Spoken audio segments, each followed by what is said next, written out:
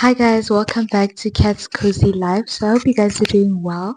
Last week Friday I didn't post because I was actually like so sick with like the cold and it was just really bad. But was going around school, so yeah, I've missed quite a bit of school, but I'll catch up. But today I am back with another video. It's actually Thursday today and tomorrow is Friday, so I'm posting tomorrow. I'm actually really excited to be posting again. And today we're going to be talking about finding your identity and how life nowadays makes it more difficult to find your identity.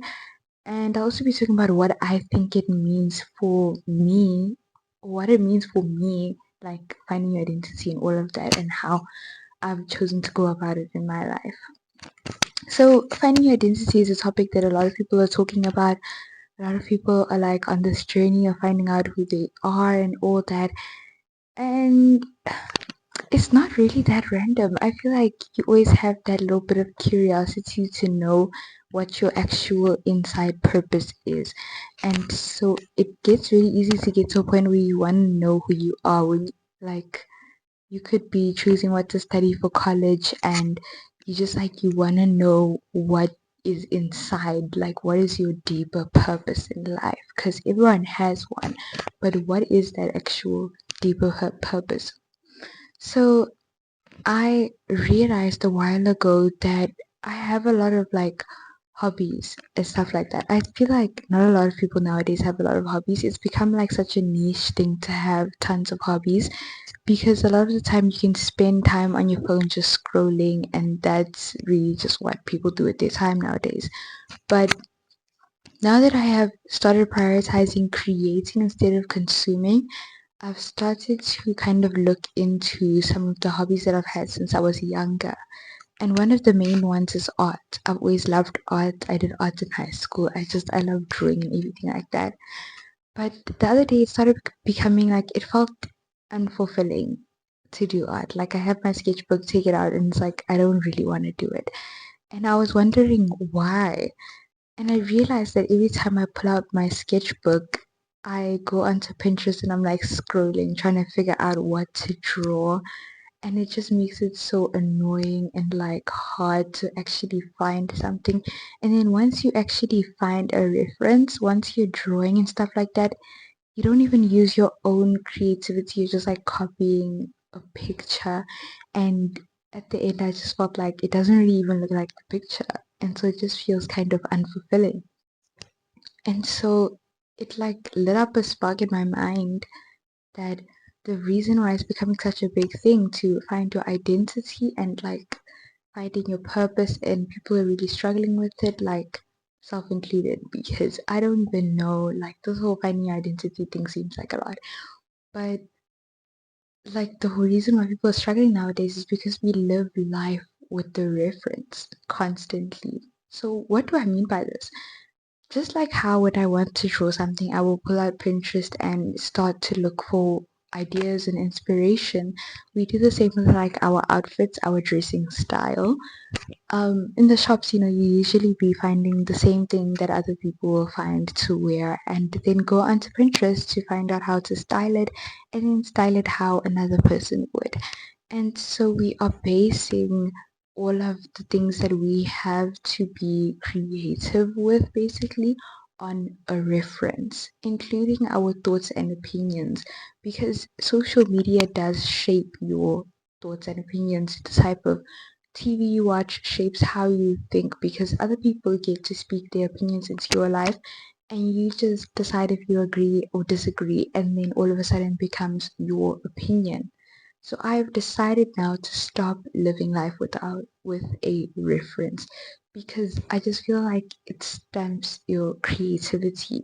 So how do we do this?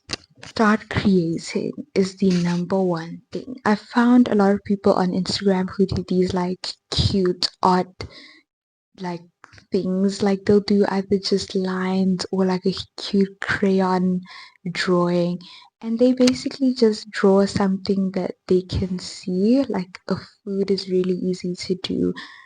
And I just feel like that is the perfect way to actually start harnessing your creativity once again and finding that spark to life. Like, just basically drawing what you can see.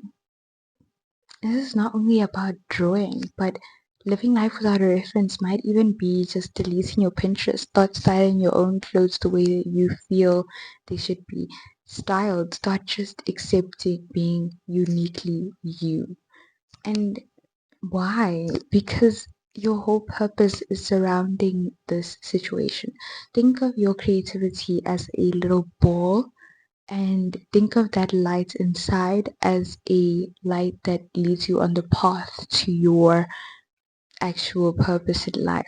The ball that like holds what you like, what you don't like, how you make your unique decisions, and the things that have made you you since you were younger that are going to ultimately lead you to what you need to be doing in the future, or what will be best and most fulfilling for you to be doing in the future. So deleting your Pinterest is like forcing yourself to style clothes on your own. Stop looking for references of other people. Stop scrolling on social media also helps because then you will start rounding out your own, like your own humor and your own opinion. Start thinking of topics based on only what you actually believe. And this is one of the best ways to actually start finding your identity, because when you have like nothing to like base all your ideas off of, if you just think of a topic and think of what you truly think of it without anybody else adding their opinion, this will lead you to find who you are actually deep inside. So stop looking for reference is step number one on how to find your identity. Step number two, rounding your actual core beliefs. Everyone has something that they believe in, and it doesn't have to necessarily be a humongous group of stuff, but it is like that one thing that no one could ever make you stop believing. Say you believe in the tooth fairy and you've always believed in the tooth fairy, and every year you actually found money under your pillow after you lost a tooth. That becomes a core belief. Even though other people don't believe in it, you will always have that evidence to say, yeah, the tooth fairy is real. For me, my core belief is my Christianity because I love Jesus and I love the Bible, reading the Bible, getting to know more about Christianity. And so that is my core belief. So you can journal and kind of just make maps on things that you believe in and see how they connect to each other and try to find an actual core belief, even if it's just one thing, something that you just believe in because you've always believed in it and no one could ever skew your thoughts on that.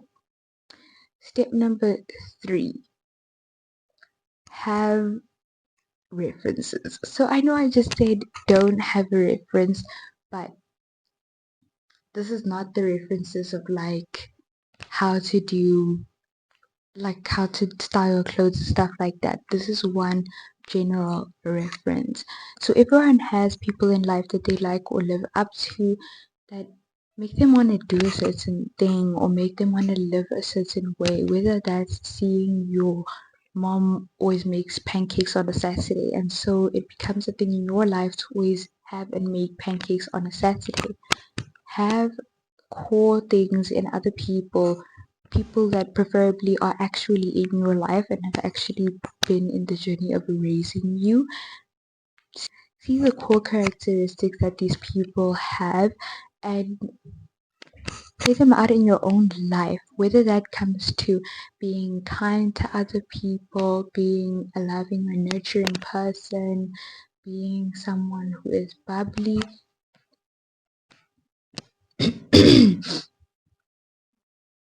Being someone who is bubbly, this is like things that have shaped when you were younger, things that make you happy, that you can then learn to play out in your own life and in your own character. And eventually, those things will start to shape who you are becoming. Last but not least, step number four, remember the mission. If you are Christian like me, remember that there is one ultimate reference for a person that you can be like in life, and that is Jesus. And studying the character of Jesus is the best way to actually find your own identity. I was listening to a pastor the other day, and they were saying that the reason why we get so stressed with finding our purpose and finding our identity is because we constantly look at ourselves and our faults and flaws that we have. But what if you could change your view around and look at your perfect Savior? Look at Jesus and what He did, and try to get one step closer to being exactly like Jesus every single day. Because ultimately, that is our main mission in life, being just like Jesus. He is our number one ultimate reference. And in finding yourself in Jesus and trying to not just be the best version of yourself, but trying to be more like Jesus, you will eventually find your deeper inner purpose and your actual identity.